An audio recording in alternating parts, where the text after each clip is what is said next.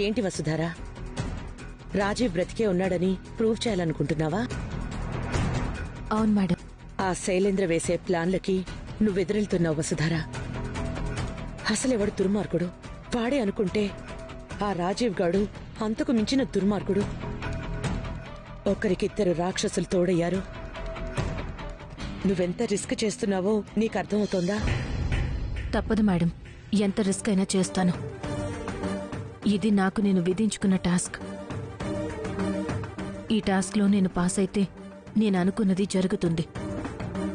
మనుగారి మీద ఏ case file అవ్వదు. మనుగారు బయటకొస్తారు. తండ్రి కొడుకుల్ని దగ్గర చేస్తాను. ఒక కొడుక్కి తండ్రిని పరిచయం చేస్తాను. నువ్వంటున్నది తొందరగా జరగాలనుందమ్మా. కానీ మేడం, మను లాంటి వాళ్ళు ఉండాల్సింది పోలీస్ స్టేషన్లో కాదు, సమాజంలో ఉండాలి. తనలాంటి వాళ్ళు సమాజంలో ఉంటేనే తన చుట్టూ ఉన్న వాళ్ళు 10 మంది బావుంటారు.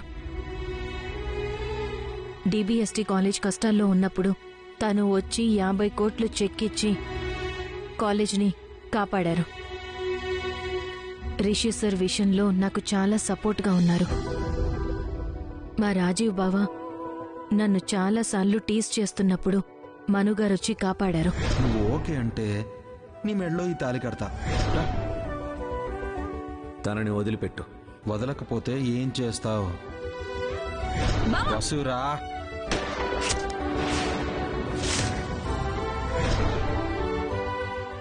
ఇలా నాకే కాదు, చాలా మందికి చాలా రకాలుగా మనుగారు సాయం చేశారు. అలాంటి మంచి వ్యక్తి చెయ్యని నేరానికి పోలీస్ స్టేషన్లో ఉన్నారు. అలాంటి వాళ్ళు స్టేషన్లో ఉండడం కరెక్ట్ కాదు. ఎలా అయినా తనని బయటకి తీసుకురావాలన్నదే నా పట్టుదల మేడం. తీసుకొస్తాను. నేను అదే పనిలో ఉన్నానమ్మా.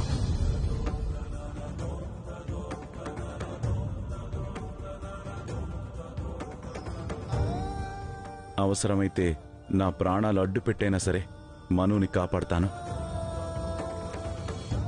ఆ శైలేంద్ర రాజీవ్ కలిసి ఎన్ని ప్లాన్లైనా వేయని, ఎన్ని కుట్రలైన పన్నని, ఎన్ని కుతంత్రాలైనా చేయని, నేను ఎంతవరకైనా వెళ్తాను. అవసరమైతే వాళ్ల ప్రాణాలు తీసైనా, లేదంటే నా ప్రాణాలకి తెగించైనా మనుని కాపాడుకుంటాను. అవును మావయ్య, ఎంతైనా మీ కొడుకు కదా.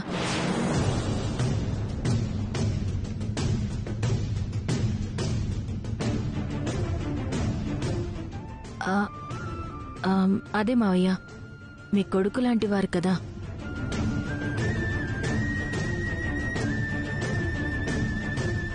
అవునమ్మా, ఇప్పుడు మనం కలిసికట్టుగా మనుని కాపాడాలి. మనకి చాలా తక్కువ టైం ఉంది. తక్కువ టైంలోనే ఆలోచనలు వేగంగా కదులుతూ ఉంటాయి.